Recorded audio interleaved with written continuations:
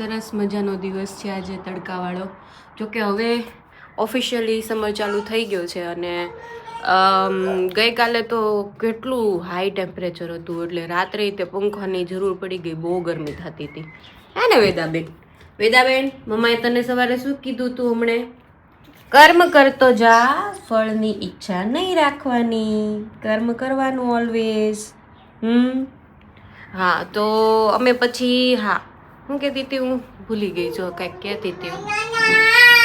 કૃષ્ણ અવતારમ જોઈને કૃષ્ણ વિશે જાણવાની વધારે ઈચ્છા થઈ છે. હું ઓલવેઝ મેં જોયેલી છે બધી, જેટલા વિડીયો ફોર્મમાં અવેલેબલ છે, ટીવી સિરિયલ્સ કે બધું. એ સાહિત્ય મારી પાસે નથી અત્યારે, પણ આઈ ટ્રાય કે એનાથી આગળ વધવું. ઇવન ભગવદ્ ગીતા તો છે જ મારી પાસે, એટલે એને હું કન્ટિન્યુ રાખવાની છું. મારા જેટલો ટાઈમ મળે એટલો, પૂરી થઈ જાય પછી પાછી કન્ટિન્યુ વાંચવાની રાખવાની જ. મતલબ જે તમને ટાઈમ મળે ત્યારે તમે ભૂલી ન જાઓ, એટલે સતત અભ્યાસ કરતા રહેવું જોઈએ.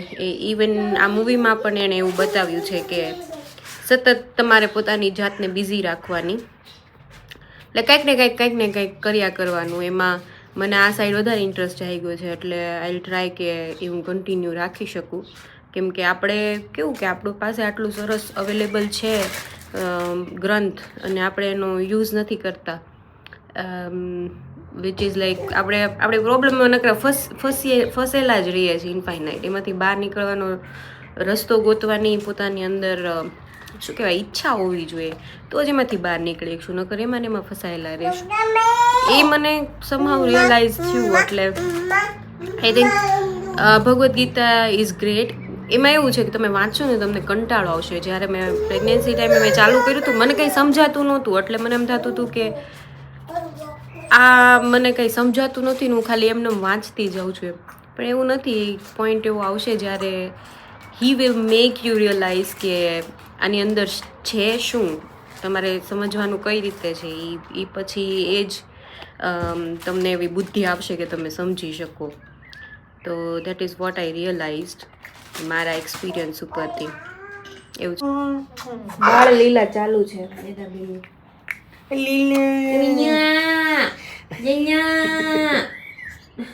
ખબર નહીં ચાઇનીઝ ભાષામાં. એ બહુ ખરાબ છે. ચાઇનીઝ હતી બેટુ. चीटिंग करता है पापा, चीटिंग तो चीटिंग करता है पापा.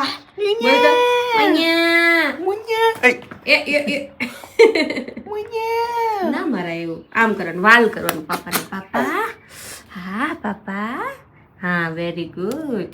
એવું નહીં કરવાનું, જામ કરવાનું. પાપા પાપા પાપા, મારા વાલા પાપા, એમ કરવાનું. એવું નહીં કરવાનું બેટું, વાગે પપ્પાને. અરે ભાઈ, કેટલી મજા આવે જ્યારે કાંઈ જેકેટ વેકેટ નહીં પહેરવાના ને એમને ખાલી જે પહેરેલા કપડાં હોય એમાં જ નીકળી જવાનું. વેદા નહીં એને વાંધો જ હોય, એટલે બેસાડો ને એટલે વાંધો જ હોય. શું કરવાનું મારા છોકરીને? ગેપમાં તો એટલું એસી જેવું ઠંડુ હોય ને, મજા જ આવી જાય. બહાર નીકળશે ને તો એટલું ગરમ હશે. આ રોજ આ દાદર અમારે ઉતારવાનું માથાકૂટ છે અહીંયા. લિફ્ટ પછી એટલા દાદર આવે. હા એ બારે આમ સારું છે, બહુ ગરમ નથી. બપોર પછી તો એવું ભયાનક ગરમ થઈ જાય ને. રાતમાં બહુ ગરમી થાય, પણ કેવું છે મેં બેડરૂમના બ્લાઇન્ડ્સ છે ને બંધ જ રાખી છે આખો દિવસ, અને સવારમાં વેન્ટિલેશન કરી નાખી કલાક જેવું, પછી બ્લાઇન્ડ્સ બંધ રાખીએ ને એટલે એ રૂમ ઠંડો રહે એમ. હાવ બહુ ગરમ ન કરતો સુવાય જ નહીં, ઊંઘ જ ન. પંખો હોય ખાલી આવે, પણ ઓલું કેવું કે પંખો કેવો એટલો બધો કામ ન કરે જેટલો, તો એ રૂમ ઠંડો હોય ને એટલે ઠંડી હવા ફેંકે એટલે આમ મજા આવે, ઊંઘ આવી જાય, બહુ વાંધો ન આવે. પણ હજી તો ટેમ્પરેચર જાહે બહુ, 31 ડિગ્રી સુધી જશે. અને તમને એમ થશે હવે 31 ડિગ્રીમાં શું, પણ અહીંયા 25 ડિગ્રી જાય ને એટલે ઇન્ડિયાના 40 ડિગ્રી જેવું ગરમ લાગે. મેં ઓલરેડી કીધેલું જ છે કેમ લાગે. આ હવામાં પોલ્યુશન ન હોય ને, પ્રદૂષણ ન હોય ને વાતાવરણમાં, એટલે એના સૂર્યના કિરણો ડાયરેક્ટ સ્કિન ઉપર પડે, જે બહુ હાર્શ લાગે. અને ઇન્ડિયામાં કેવું પ્રદૂષણ હોય એટલે એના રજકણો હવામાં ફેલાયેલા હોય ને, એટલે એનાથી જે સૂર્યના તાપની તીક્ષ્ણતા હોય ને એ ઓછી થઈ જાય, એટલે આપણે ત્યાં એટલો બધો વાગે એવો નો, મતલબ અહીંયા કેવું કે પડે કીડીઓની જેવું ચચળે આખું તમને એવું થાય યુવી રેડિયેશનને લીધે. એટલે સનસ્ક્રીન અહીંયા વધારે યુઝ કરવું પડે.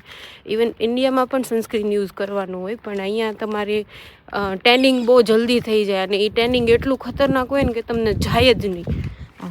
એ અને ઓલા પણ એ જો બાના ઘરે કેવું મસ્ત ફૂલ લગાડેલા. આ ઘાસમાં એક ઓરેન્જ કલરના ફ્લાવર ઉગે ને એ બહુ મસ્ત હોય. કેટલા સુંદર સુંદર આ છે ઘાસ હો નગર, જો કેટલું મસ્ત લાગે. એ અંત में आरंभ है, आरंभ में ही अंत है. ઈ સોંગ બહુ કન્ટિન્યુઅસ મારા મનમાં ચાલે છે. મતલબ એટર્નલ ટ્રુથ છે એ સોંગની અંદર. સુપર્બ લિરિક્સ, કમ્પોઝિશન, એનું કોરિયોગ્રાફી, કપડાં, બધું એટલું બ્યુટીફુલ છે. પ્લીઝ જાઓ, જોઈ આવો. કૃષ્ણ અવતારમ મસ્ટ વોચ મૂવી છે. ક્યારેય મને આટલું કોઈ મૂવી માટે નથી થયું. મતલબ એટલું પરફેક્ટ છે બધું જ એમ. સ્પેશિયલી જે શ્યામલ સાવરે મેં પડું પાવરે એ સોંગ છે ને, એની કોરિયોગ્રાફી, એનું મ્યુઝિક, એના કપડાં બધાના, એમાં બધાના એક્સપ્રેશન, બધાનો ડાન્સ એટલું મેજિકલ છે ને કે આમ તમે એમ જ થઈ જાય કે સાચા કાના અને રાધા જ ડાન્સ કરે છે ને ગોપીઓ. Superb superb superb. જે પણ આખી ટીમ છે ને એની, એને બિગ બિગ બિગ કોંગ્રેચ્યુલેશન્સ કે આવું ક્રાફ્ટ તમે ક્રિએટ કર્યું. અને અહીંયા જો પર્પલ કલરના ફ્લાવર્સ મસ્ત મસ્ત મસ્ત. અહીંયા યલો અને ચેરી પણ થોડીક થોડીક હવે પાકવા માંડી છે. આઈ ગેસ 15-20 દિવસની અંદર પાકી જવી જોઈએ. પછી મળશે, ચાન્સ મળશે તો આવશું તોડવા. બાકી સ્ટોરમાં તો આવા જ માંડી છે કા પાકેલી મસ્ત. શું વેદાબેન આલે સ્કૂટ આ સ્કૂટ આપણે એટલું લેટ આ સ્કૂટ ઢેલડિયું કેમ ચડે છે? બેઠા બેઠા એને શાંતિથી બેસવું ન હોય, કંઈક ને કંઈક ખાવું હોય.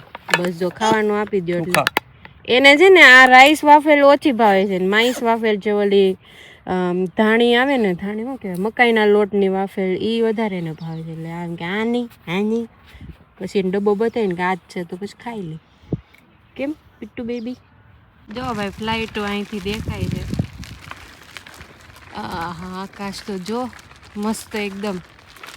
અહીંયા હિંચકો બિઝી હતો એટલે ત્યાં બેઠા હતા અહીંયા બાકડે. હવે દાદાને વયા ગયા એટલે હવે અમે બેસશું શાંતિથી, થોડોક ટાઈમ સ્પેન્ડ કરશું. તડકો પાછળથી લાગે છે હાશ એકદમ પડે ને, એટલે આમ એમ થતું હતું અત્યારે નહીં લાગે, પણ અત્યારનો તડકો એટલો હાશ છે એવું છે. બાકી દૂર દૂર જો કેટલું મસ્ત છે આખું. અને અત્યારે લોકો ફિટનેસ કરતા હોય ને, હજી સવારે વહેલા આવો ને તો બહુ મસ્ત ઠંડો પવન હશે મને લાગે. લકી છે આ ઘરવાળાઓ બધા, સરસ વ્યૂ આવે. આપણે લકી છે અહીંયા પણ એટલીસ્ટ આવવા તો મળે છે. અને બપોર પછીનો તડકો કેવો લાગે? અરે બાબા હા હો. હું સીધા એમ કહેતી હતી અંત હી આરંભે એ સોંગ સાંભળજો, બહુ મસ્ત છે.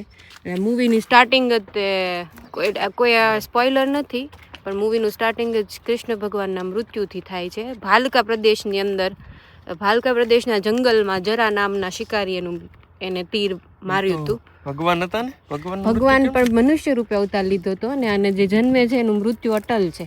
મનુષ્ય અવતારમાં તો હા, તો એનું અને ભાલકા ઓલા સોંગમાં આવે છે ને, લાલો મૂવીની સોંગમાં કે તીર ઝીલ્યા તોય તે ભાલકામાં, ન્યા એને તીર વાગ્યું હતું ને પગના અંગૂઠામાં, એવી રીતના એને દેહ ત્યાગ કર્યો હતો કૃષ્ણ ભગવાને. અને જરા નામના વ્યક્તિને હાથે જ એનું કેમ મૃત્યુ થયું? કેમ કે રામ અવતારમાં જે સુગ્રીવ અને બાલીનું યુદ્ધ થયું હતું ને, એમાં ભગવાને થોડુંક શું કહેવાય એનું માઇન્ડ યુઝ કર્યું હતું, અને એને થોડુંક ચીટિંગ સાથે એને માર્યો હતો બાલીને. તો બાલીએ મરતા મરતા કીધું હતું કે આવતા જન્મમાં મારી હાથે જ તમારું મૃત્યુ થશે. અને ત્યારે ભગવાને એને તથાસ્તુ કીધું હતું કે હા હું તને વરદાન આપું છું કે તું મને આવતા જન્મમાં મતલબ તું મારી શકશે મને. અને એ બાલીએ જન્મ લીધો કૃષ્ણ દ્વાપર યુગમાં, શું કહેવાય, જરા નામના શિકારી તરીકે. અને પછી એનું આ વરદાન આ રીતે પૂરું થયું કે કૃષ્ણ ભગવાનને એને એકચ્યુઅલી મારવા ગયો તો હરણને, પણ લાગી ગયું કૃષ્ણ ભગવાનને, એટલે એટ ધી એન્ડ એનું એ વરદાન ત્યાં ફળ્યું આગળના અવતારનું. તો એવું બધું છે. નોલેજ મને એટલું ડીપ નથી, પણ મને આટલું નોલેજ છે અને ધીમે ધીમે નોલેજ મારું ઇન્ક્રીઝ કરું છું આ વિષયમાં. જો આમાં કેટલો ડિફરન્સ દેખાય છે, બે ઘઉં જ છે, પણ મને લાગે કોઈક બીજાનું ખેતર હશે ઓલું, એમાં ઘઉં થોડાક ડુંડવા આવી ગયા છે વધારે, અને આમાં હજી આવે છે ધીમે ધીમે, ને એમાં થોડા પાકવા માંડ્યા છે, એટલે કલર ફરી ગયો છે. હા હો, બહુ જોરદાર લાગશે, ત્યારે બતાવીશ એકદમ. હા જો કેવા સરસ દેખાય ડુંડા. વાહ ભાઈ વાહ, કુદરતની કરામત, કેટલી સરસ કરામત છે. તમારું ટી શર્ટ મેચ થઈ જાય પ્રકૃતિ હારે. હા, પ્રકૃતિના જ માણસ છો, બરાબર છે. જો નજીકથી બતાવું, જો કેટલા સરસ લાગે, એક સરખું. જો તો ક્યાંય અલગ દેખાય છે. વેરી ગુડ, એકદમ. કૃષ્ણ કૃષ્ણ કૃષ્ણ કૃષ્ણ કૃષ્ણ. વિડીયો બંધ કરો ને તરત બોલી કૃષ્ણ. એ કૃષ્ણ. આના ખેતરમાં વધારે સારો પાક છે, જો વધારે લાંબી ડુંડિયું છે અહીંયા ઓલા ભાઈના ખેતર કરતા. કૃષ્ણ. જાદરિયું યાદ આવી ગયું યાર. ઇન્ડિયા હોત તો આવી ડુંડિયુંમાંથી જ જાદરિયું બનતું હતું, લીલા ઘઉંનું ઓલું કે નહીં. જો ગઈ વખતે આવ્યા ત્યારે નકરી જમીન દેખાતી હતી, આ જો કંઈક ઉગી ગયું છે. બટેકા લાગે છે, બટેકા જ છે. હા, જર્મનીમાં બહુ વધારે પાક શેનો થાય તો ઘઉં, બટેકા, કાંદા અને મકાઈ, આ 4 વસ્તુ થાય. બાકી મોસ્ટલી બધું ઇમ્પોર્ટ જ કરે છે બહારના કન્ટ્રીઝ, સ્પેશિયલી ફ્રૂટ્સ ને બધું સ્પેનથી આવે, વેજીટેબલ્સ ને બધું, કેમ કે ત્યાં જર્મની કરતાં થોડુંક વધારે લાંબો ઉનાળો ચાલે. અને બ્રાઝિલ, મેક્સિકો, ચીલ, ચાઇનાથી આવે છે. ચાઇનાથી તો નથી આવતું, કદાચ થોડુંક દૂર પડી જતું હશે. એટલે જર્મનીમાં બહુ ઓછું ફ્રૂટ ને એવું થાય. આ એપલ થાય છે મેઇન ફ્રૂટ્સમાં, અને ઓલા બધા જે આલુ ને એ આવે ને એ ઘણું થતું હશે, બેરીઝ છે એ થતી હશે. બાકી બધું મોસ્ટલી બધું બહારથી જ આવે છે, વિચ ઇઝ નોટ ગુડ. ક્યારેક કંઈક થાય તો યુદ્ધ બુદ્ધ તો હાલ અહીંયા થોડુંક તકલીફ પડી જાય વધારે, થોડાક વધારે ઉપર આવ્યા. જો હવે અહીંથી જો તમે વ્યૂ આખો કેટલો જોરદાર લાગે, આખું સિટી દેખાય છે. સિટી માઇન્સ છે શાયદ. ઓકે, જો પવન ચક્કીઓ નહીં. અહીંયા છીએ અમે અત્યારે ઝાડવાની નીચે, એટલું ઠંડુ લાગે છે. ઘડીક ઊભા રહી કીધું, મસ્ત ઠંડુ છે એકદમ. હા, વેદાબેન ને વાંધો જ હોય કા, કન્ટિન્યુ હાલો ને તો વાંધો નહીં. જો અહીંયા સફરજનના ખેતરો પાસે પહોંચી ગયા. આ થોડાક ઊંચા ઝાડ છે અને ઓલા છે ને એ એકદમ નાના સફરજન, પણ એમાં બહુ ફાલ આવે છે. એમ સીધા જ કહેતા હતા અલગ ટાઈપના સફરજન હશે એટલે, અને અહીંયા અલગ ટાઈપના સફરજન છે આમાં. બાકી શું કહો છો, શું કહો તમે? આ વર્ષે આ લોકોએ ઘઉંનો પાક લીધો, ગયા વર્ષે સ્ટ્રોબેરી હતી. એવું હતું તો ઝેબ્સ લુકે નશે અહીંયા. નહીં, જો આમે ઉપર લગાડેલી રહી સ્ટ્રોબેરી, ગયા વર્ષની હશે. સામે વેચે છે એ પાક આમે ખેડૂતો બદલે વર્ષે વર્ષે, એવું ન હોય કે એકનો એક પાક લેવાય, નહીતર જમીનને નુકસાન રહે, એની અંદર ફળદ્રુપતા ન રહે, એટલે કદાચ બદલતા હોય. આગળ તે ઘઉં બતાવ્યા ને, ત્યાં બટેકા હતા લાસ્ટ. હે ને અત્યારે ઘઉં છે ને જ્યાં અત્યારે બટેકા જોઈએ ને ત્યાં ઘઉં. હા, જો સ્વિચ કરે છે, જોયું? બધી એક જ યુનિવર્સલ રૂલ હોય. જો ને અહીંયા હજી સફરજન નથી આવ્યા, ની અંદર આવશે, હજી વાર લાગશે. મોટા મોટા આવશે એમ. સરસ. મેં કીધું સ્ટ્રોબેરી હતી. હા, પણ લગાડેલું જ છે, જો ને ગયા વર્ષનું જ હશે, કાઢ્યું નથી. ના ના, એ પરમેનન્ટ સ્ટ્રોબેરી સાઇન. અચ્છા, કે એના બીજા ખેતરમાં સ્ટ્રોબેરી કરી હોય ને. હા બરાબર. હા ને, એ એક ને બહુ બધું અહીંયા છે. અમે વેચે છે ત્યાં. ખેડૂત પૈસાવાળો હશે. હા જો ઓલા દૂર દેખાય ને એમાં હશે સ્ટ્રોબેરી કદાચ. સ્ટ્રોબેરી આમ ચેન્જ કરતો હોય ખેતર માટે, એને પાસે 2-3 હોય તો. એક પછી એક બ્યુટીફુલ આવે જ છે સીન એકદમ. જો ને પર્વતો ને પછી ખેતરો અને આમ સિટી આખું. વાવ, બહુ ઉપર આવી ગયા છીએ અમે. હા હા હા, એ કેવી ઠંડક હો. પણ રસ્તાઓ મતલબ ઝાડ. પહેલાં અમે સંતલાલમાં રહેતા ને ત્યારે આવું જ હતું આખી શેરીમાં. તો એવી ઠંડી રહેતી. પછી બધાએ ધીમે ધીમે ઝાડ કાપી નાખ્યા. ખાલી અમારે એક ઘરે જ વધ્યું. પછી બધા એ ઝાડની હેઠે જ મૂકવા આવે પાછા. અમારા ઝાડની નીચે જ ગાડીઓ ને એવું બધું. એવું છે અહીંયા. સારું છે કે એટલીસ્ટ આ મેન્ટેન રાખે છે, મતલબ કાપતા નથી. આપણે ક્યાંય હવે આ કલ્ચર આવવું જોઈએ, નહીંતર પછી ટેમ્પરેચર બહુ ફીલ થાય. આની હેઠે કેટલી ઠંડક છે, મતલબ લિટરલી આ એસીમાં બેઠા હોય ને ઠંડો પવન એ આમ જોતો ખરા. વાહ ભાઈ વાહ. આવી રીતના ફર્નિચર બહાર કાઢીને મૂકી દેજે. ન જોતું હોય ને પછી આમાંથી સારું હોય તો કોઈક બીજા લઈ જાય. બાકી એમને સ્ટાર્ટવાળા પછી સિટીવાળા આવીને લઈ જાય કચરો. અને આ રસ્તો છે ને રોજ મારે વેદાન અહીંયા જ આવશે કીટા એનું અહીંયા મૂકવા આવું રોજ. ઘરથી એટલા દૂર આવ્યા અમે. 1 કિલોમીટર વધારે મોટો રાઉન્ડ હશે અમારે ફરીને અમે આવ્યા ને એટલે. જો આ ઝાડ હતું ને એમાં ઓલા પિંક ફ્લાવર હતા, મેં બતાવ્યું તો આગળ આખા નકરા પિંક ફ્લાવર. એમાં જો એ ફ્લાવર બધા વયા ગયા ને પાંદડા આવી ગયા છે. અને અહીંયા જ અમે આથી આગળ આમ વળીને એટલે ત્યાં જ વેદાના ફોટા પાડવા આવ્યા. તો 3 મોટા પિંક ઝાડ હતા ને આ એટલા હ્યુજ છે ને બધા ઝાડો. મોટા ઝાડો જૂના હશે બહુ જ. પછી અમુક એજ થાય ને પછી એ ઝાડવાને કાપવું પડે. તો એ પછી સિટી જ ડિસાઈડ કરે. એ આ બધાની ઉપર ટેગ લાગેલા હોય એટલે એ લોકોને ખબર હોય કયું ઝાડ કેટલું જૂનું થયું અને કોને કાપવાની જરૂર છે. તો એ પછી કાપી નાખે જ્યારે એવું લાગે કે આ બહુ જૂનું થઈ ગયું છે. તો એ પછી ચેક કરતા રહે. જો આમાં ટેગ લગાડેલા છે, હું બતાવું તમને. જો દેખાણું આ વ્હાઈટ કલરનું. હા જો આ ટેગ છે એનું. એવી રીતના બધા જ ઝાડ ઉપર લગાડેલા હશે અને એ લોકો ટ્રેક કરતા હોય કે આ કેટલું જૂનું થયું ને કાપવાની જરૂર છે કે નહીં, એવી રીતના.